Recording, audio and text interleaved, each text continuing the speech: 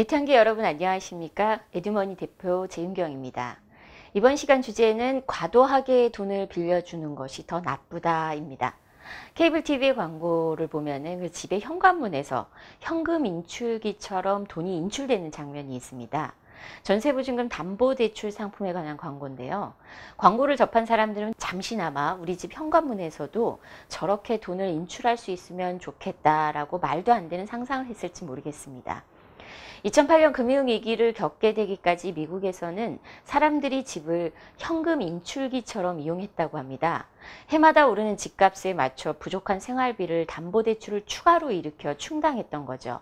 소득 수준을 뛰어넘는 빚을 끼고 집을 사는 사람들이 늘어나자 집값이 오르고, 집값이 오르니까 오른 만큼 빚을 늘려서 소비를 늘린 것입니다.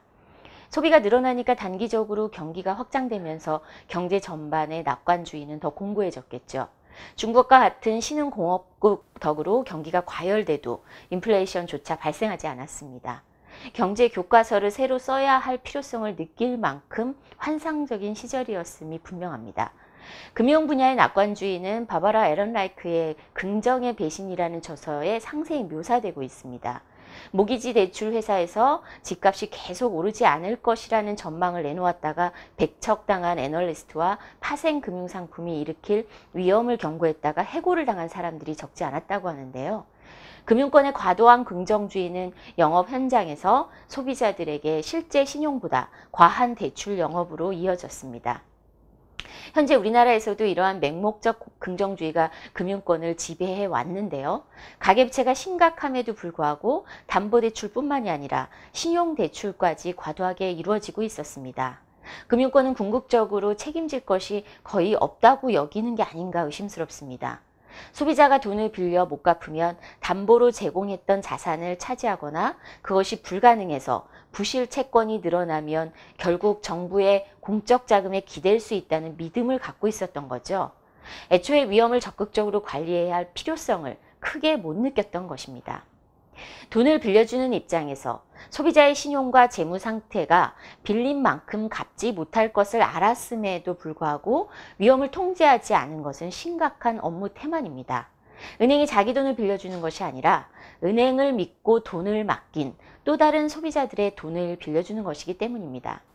도덕적으로 분수 이상 돈을 빌린 사람에게 화살이 돌아가는 분위기로 인해서 과도하게 대출을 하는 금융권에 대한 사회적 평가는 비교적 관대한 편입니다.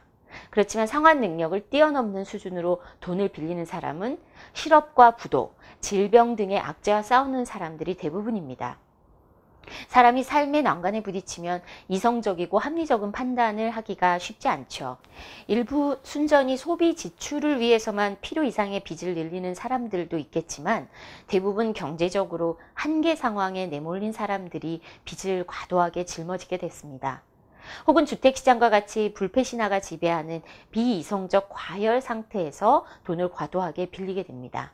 일명 하우스푸어들 또한 자신이 빚을 갚지 못하게 될 것이란 판단을 이성적으로 내리기 어려웠습니다. 채무 상환 능력은 정확히 전문가에 의해 객관적으로 이루어져야 합니다. 따라서 못 갚는 사람을 탓하는 것이 아니라 애초에 과도하게 빌려준 은행에 책임을 좀 더 많이 따져 물어야 합니다. 미국에서는 금융위기 이후에 상환 능력 이상으로 돈을 빌려주는 것을 약탈적 대출로 규정하고 법률로 규제하고 있습니다. 제2의 카드 대란이 가능하다는 비관적 목소리가 더해가고 있고 또 하우스푸어들의 그 빚에 눌린 고통의 소리가 커져가고 있는 지금 금융권의 최근 신용 확장 이런 모습은 정말 이성을 잃은 수준이다 이렇게 평가할 수밖에 없습니다. 약탈적 대출을 서슴지 않는 금융권에 대한 사회적 규제가 절실한 때입니다.